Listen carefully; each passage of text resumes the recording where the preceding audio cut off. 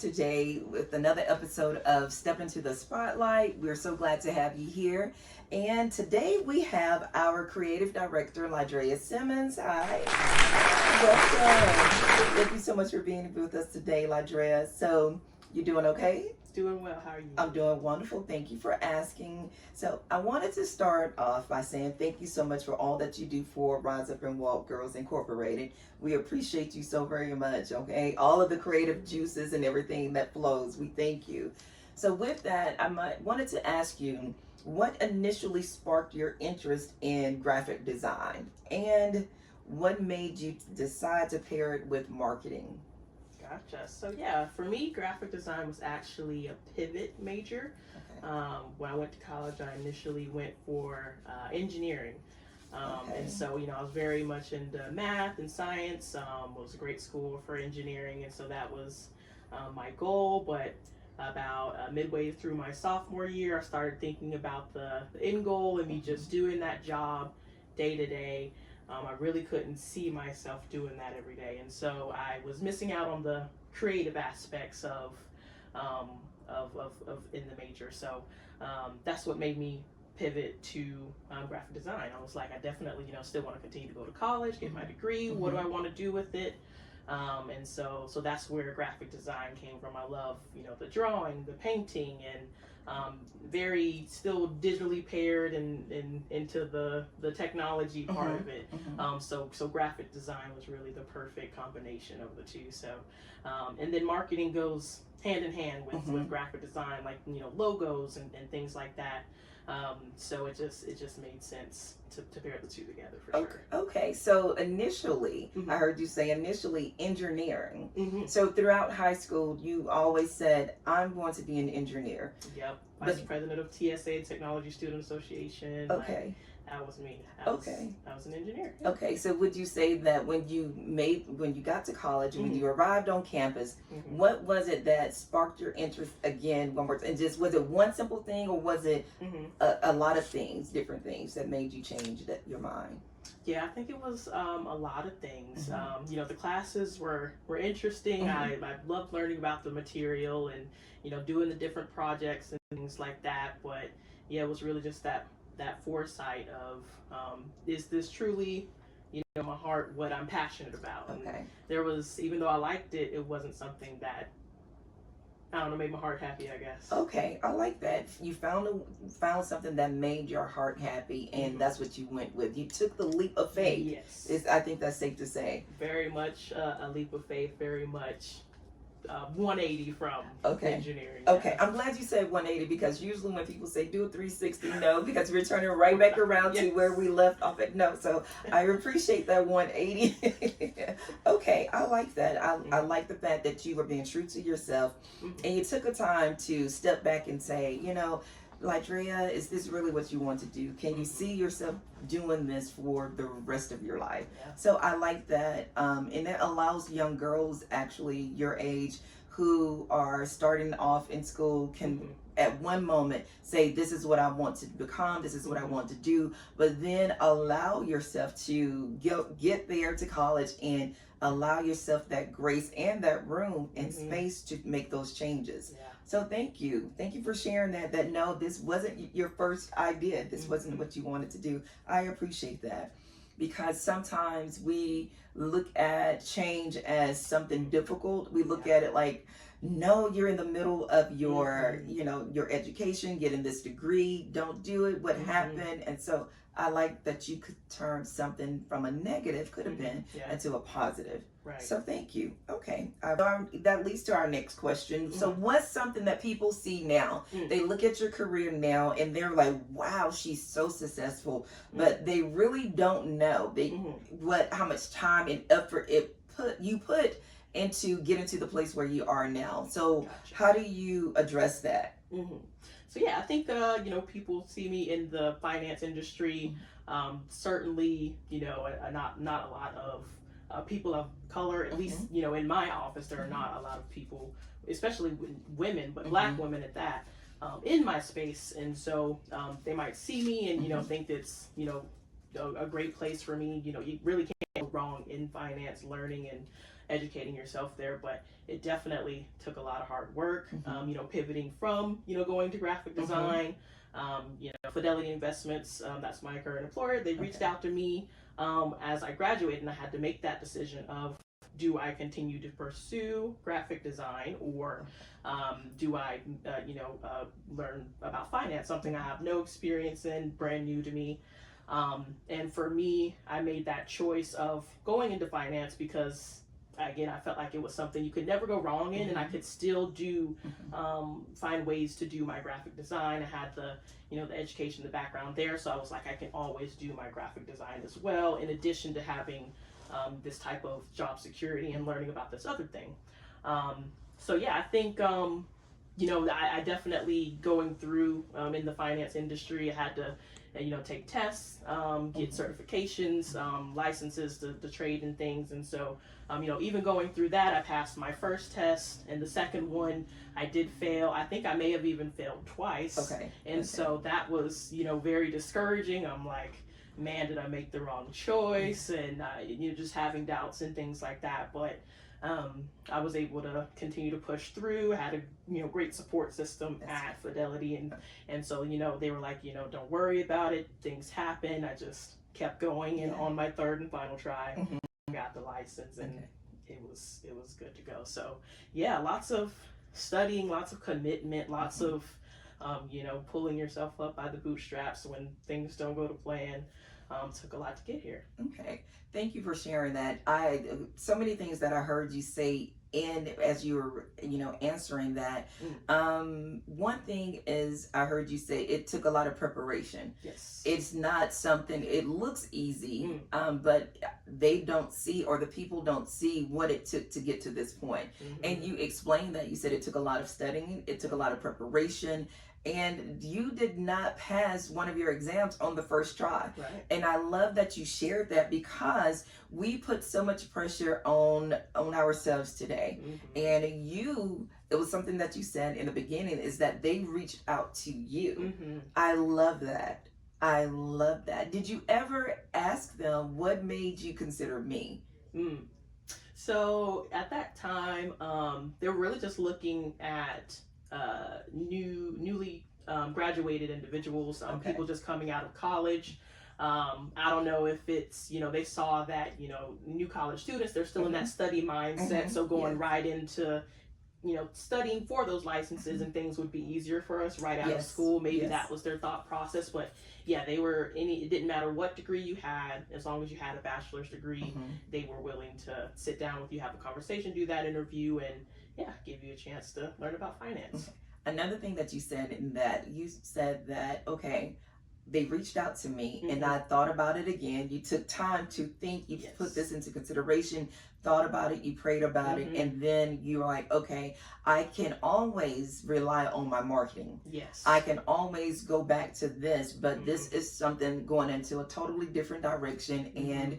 And another thing that I heard in there is representation. As a young African American Black woman, that you, fresh out of college, you were representing not only yourself, but other young individuals yourself, just like you. So I appreciate that. I appreciate your sharing with us that this wasn't an overnight decision, that it took time to get to this place, and not only to get to where you are now, but it took time for you to make that decision, that final decision to go into finance, which I think is so needed in this. Representation is so needed in the financial part of the, you know, which leads me to my next question is, why do you think it's important for young girls to see women, other young women, succeeding in spaces like finance, business, marketing, and leadership? Why is it important to you? Yeah, I think seeing people that look like you, you know, doing things that maybe you never even imagined was possible. It's motivation. It's like, oh, if she can do it, then maybe I can too. And so it's inspiring. I hope to inspire and open doors and educate and pass that knowledge along, and maybe somebody else will come and be in the finance industry because Drea did it. So why can't tie. I love it. Being that representation and also being willing, you're willing to be the first of a first. You're willing to be a trailblazer. You're willing to say, okay, I don't mind stepping into this new genre, so that others can see. It's okay. Other brown and black young girls can see. It's okay to step out of the norms of society. I don't have to be a cosmetologist. Right. There's nothing wrong with that. I don't have to be a nail technician. And there's nothing wrong with that, because listen, I love a good pedicure myself, you know. So we need that. Absolutely. But it's also, we need representation in all genres of when it comes to employment and businesses and leadership. So I thank you again for taking that step and saying, I don't mind putting kind of like the weight of the show, the weight of that, or that burden of other young girls, and you're putting that on your shoulders, and you're running with it, and you're doing well, if I may say so myself. Thank you. Okay. Yes, doing great representation. We appreciate you, really do. So was there ever a moment when you doubted yourself or questioned whether you were capable of succeeding in your career? And if so, how did you push through it? Absolutely. I mean, going through and, you know, at the time where I had failed my licensing test, those were definitely times where I had to rely on faith and just trust in the process, and really just, you know, have prayer and talks with God, and my family. My mom was definitely my right hand through it, to just know that, you know, I was put here for a reason. You know, I wasn't even thinking about, you know, going into finance, and yet the opportunity came to me, and it just felt so right. Everything worked out perfectly. You know, they offered to relocate me, and you know, it was, you know, I was going from home just 2 hours to Jacksonville, 2 hours away, close enough to home, but far enough away from home. And, you know, they were paying me to do that. And, you know, just things like that. It's just how it worked out was too perfect. So I know that I wouldn't be brought this far just to be left hanging. So trusting and having faith that even though, you know, I was experiencing these different rough moments, that the end goal, it was all going to work out in my favor in the end. I just had to keep going, keep trusting in the process, and I'd be okay. I love it. I love it. You said faith. Faith is what kept you. Faith is what sustained you. Thank God for the help from your mom and your support team that you had. And you said Fidelity also assisted you throughout this. Like when you didn't pass the test the first time, when you didn't pass it the second time, they had enough faith in you to know, hey, listen, calm down, everything is going to be okay. We trust and believe that this will be the next, you know, the next one, you're going to get it. And if not, I do believe they were confident enough in you, because again, they reached out to you. They saw something in you, probably what you didn't even see in yourself. Not saying that it took them to, you know, for you to believe in yourself, but it took them reaching out to you to go to another aspect, to look at another, not just genre, but another way of how you can impact communities. And I love how God moves sometimes. He's the one that he will cause the disruption in our lives, or not disruption, disruption or interruption in our lives. And you use the word pivot. He would cause us to pivot from one place to another place, from point A, and totally skip point B and go to point C. And we're like, but God, that wasn't a part of the plan. And it's not a part of our plan, but it's a part of his plan. His plan is the right plan. It is the right plan, yes. And I'm grateful. What I'm hearing is that you were okay with that. You were okay with that pivot. And as God pivoted, you pivoted, because you knew that these things, the way everything aligned, how you came out of college, new college graduate, and they reached out to you, and you were like, okay, everything is really falling into place. And you said, another thing that you said was, okay, if God has been directing my steps, if he has brought me this far, I know he didn't get me this far to leave me. So in failing the exam twice, you were like, Because most people, when it comes to testing, some people don't test well. Mm-hmm. And it's that they have the knowledge, they know how to maneuver, they know how to resolve problems, Mm-hmm. situations, and go into a boardroom and wow the board, But when it comes to testing, some people just aren't great testers. Mm-hmm. The emotions from the testing and the anxiety itself, I've been there, so I do understand, and I too have found myself praying, and I'm like, okay, Lord, I need you just for this moment to get me through this. And I walked in, I took an exam, and I promise you, I knew it was God. It was nobody but Him, because it's like He put a cast over my eyes just to say, stay focused, answer these questions, gave me the answers, and when I walked out, I was just like, I knew I couldn't do it again. Had they said, Miss Avie or Nikki, go back in and retake this test, I would have been like, can't do it. Are you sure? Oh my goodness. It was already done. It was already done because we trusted the process. We did not break in the middle of oh my gosh, what could have been a storm, which was a storm. Mm-hmm. We didn't break, we didn't give in, and I appreciate that you're sharing this with us. Others that will listen to this this interview, not even an interview, that will listen to this conversation, because this is what we're having, a conversation about your life and where you are and how you can be not only a blessing to other young girls, but you can be an example, a model. Like, this is what you can do if you follow the path that God has for you. So thank you for sharing that. Yeah. Thank you. One last question, and I really believe that you've already answered it, but what would you say to a young girl that's connected to our organization, Rise Up and Walk Girls Incorporated, who may be struggling right now, who may be struggling to believe in herself or believe in their future right now, who may not have, who may not have another company reaching out to them, but that's something that they want to go into? What would you say to that person who may not have even the grades or just that confidence? Yeah. What would you say to them? I say what's for you is for you. Yes. What God has planned for you is already yours. You just gotta take it one step at a time. It's okay to breathe. It's okay to pivot. It's okay to change directions and try something new, something different. There's lots of ways to get there. There's lots of ways to be successful. But just having faith in where God is steering you and leading you, leaning on your God-given talents, you can't fail. Yeah. And community. Lean heavily on your community. Yeah. Your parents.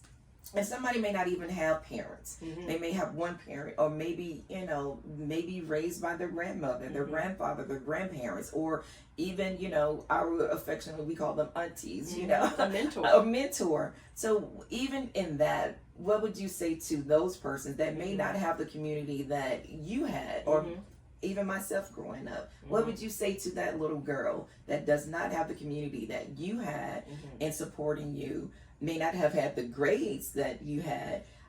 What else would you say to them as well, to that one person? I would say to be brave. Don't be afraid to ask questions. Start a conversation. Just talking with somebody like me, being in the industry that I'm in, I'm passionate about it. I love to talk about it. I love to educate people about it. I'm sure other people feel the same way. So don't be afraid to ask questions, to learn more, make that connection, and maybe someone will be able to reach out a hand to you, connect you with somebody, and open up that door for you. It's about connections, absolutely. I heard you say faith over fear. Don't walk in fear. Fear will hinder us all if we allow it to paralyze us. I was at a VA appointment the other day.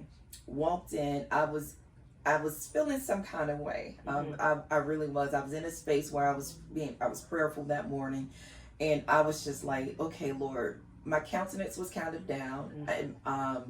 Nobody knew it. And when the lady called me, she said, Mrs. Avie. I walk in, and she had the words fear, 4-letter word, FEAR, and it says that the acronym for it was false evidence. Oh God, I forget what it says. Oh, basically false evidence appearing to be real. Thank you, Lord. That's what she said fear was. Okay. And I looked at that and I became so emotional. And she was like, she gave me a tissue and the tears just started rolling down my face. And she was like, "Are you okay?" I said, "I'm fine." She said, "Was that confirmation for you?" I said, "More than you know." Yeah. And she gave me she says, "I came in this morning." She was like, told me her name, like, "Kim, it's time for you to take this down to start a new word." And she was like, something told her no. And she of course, that was God telling you not to, because he knew that I was coming in and I was going to need that. Yes. And I just needed that that confirmation again, and to be affirmed again that this is false evidence that is appearing to be real. That's what fear is. So I thank you for sharing that with us today, and I thank you for your transparency and saying, "Hey, listen, I was moving to the next level. I was moving rapidly through this, but I got to a place where I had to pivot. I mean, I had to stop, take the test one time, did not pass, had to take that test again, did not pass. And then I was like, okay, wait, whoa, something is going on. But you did not let false evidence appear to be real stop you. Yeah. So thank you for persevering, and thank you for being our creative director. Oh, we lean heavily on you. We are like, yes, creative director. Yes, Miss Marketing. Tell us what we need. Tell us what we need to do. Tell us, should we go in this direction or in that direction? So you're correct in saying that, hey, yes, if God pivots you, and if you are keen to his voice and you know that it's him speaking, you can go down this path and still operate in what you went to school for, the other gifts, the other skills, the other talents that God has given to you. So thank you again for joining us today, and we want to thank you so much for being with us as we present to you another spotlight, or step into the spotlight with our very own creative director, Lydreyah Simmons. And Lydreyah, again, I want to say thank you so much for helping us with our goal and helping other girls see that through leadership, through mentorship, through love, through care and guidance, that they are able to achieve those dreams, achieve those goals, and having conversations like this make it all real as well. So thank you. You're welcome. Happy to do it. All right. God bless you. God bless. Okay, that's it.